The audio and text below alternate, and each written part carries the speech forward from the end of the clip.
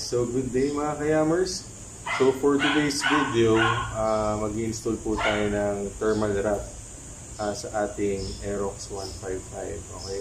Dun sa kanyang exhaust system, right? So but before we proceed, shoutout muna tayo.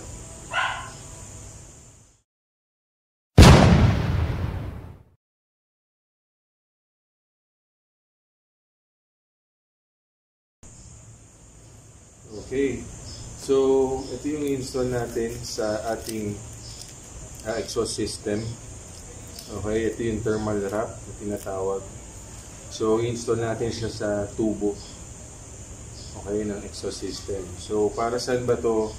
This would actually lessen yung heat na lumalabas dun sa tubo natin. Okay, okay, so umpisahan na natin.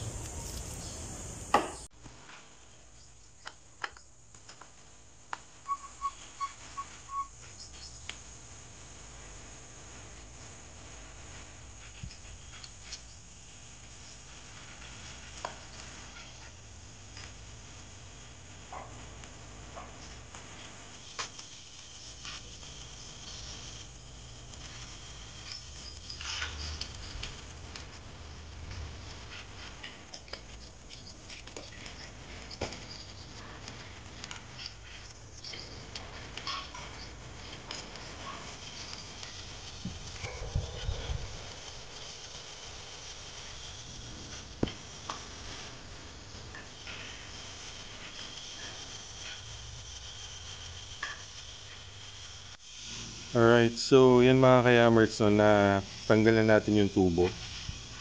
Okay, so ang gagawin natin una is lilihain natin to. Okay, just to make sure na wala siyang dumi. And after that, pipinturahan natin ng high temp. Okay, so para at least protection rin yun ng tubo. So at least it will last long. Okay?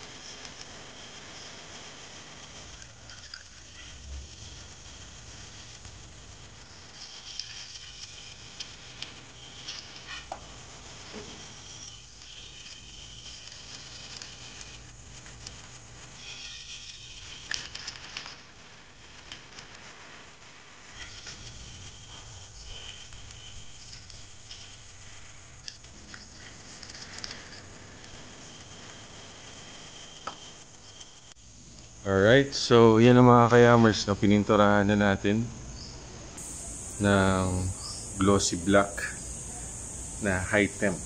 Okay.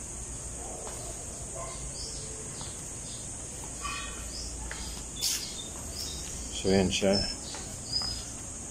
Alright, so make sure na even yung pagkakapintura nyo.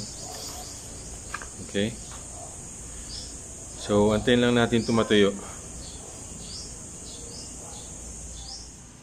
Alright, so mga kayamers, habang inaantay natin matuyo yung pintura, okay, ang gagawin natin to is mababad muna natin ito sa tubig. Okay? Para at least mag-spread out siya bago natin ilagay or bago natin i-wrap doon sa tubo ng ating exhaust system. Okay? Alright, so yan mga kayamers, no, pinapatuyo natin. Okay? Pinapatuyo muna natin yung pintura.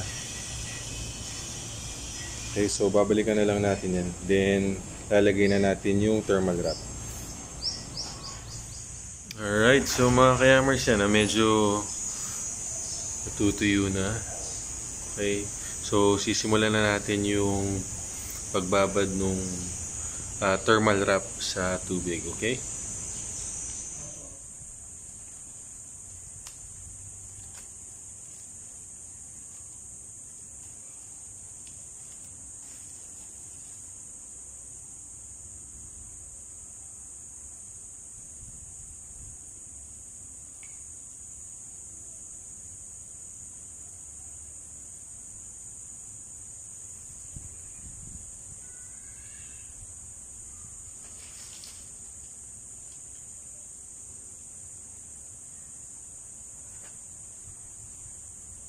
Alright, so mga kayamers, no, tuyo na yung ating pintura. Yung pininturahang elbow. Okay? And nababad na natin tong thermal wrap natin. So kakabit na natin. Okay?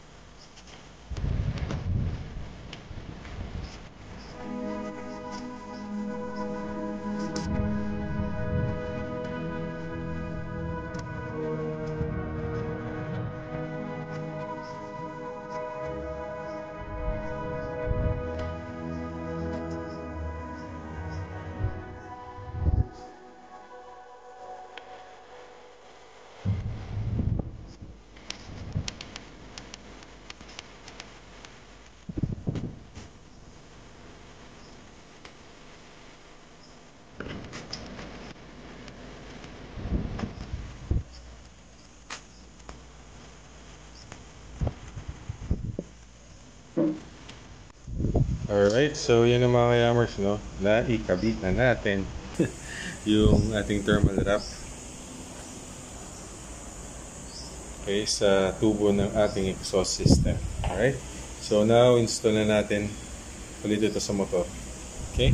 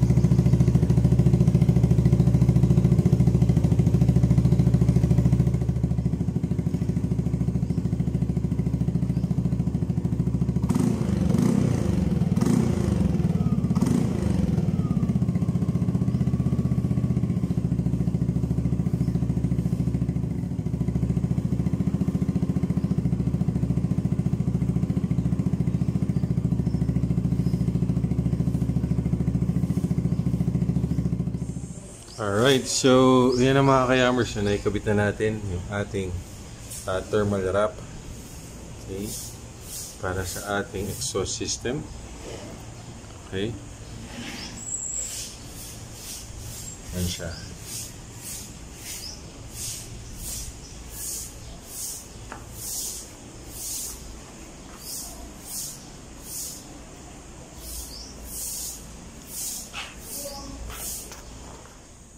Alright, so that's all for today mga kayamers, no?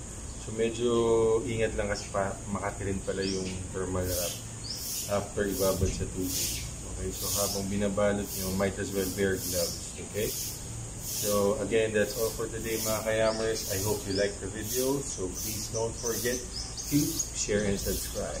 Thank you mga kayamers, and peace out.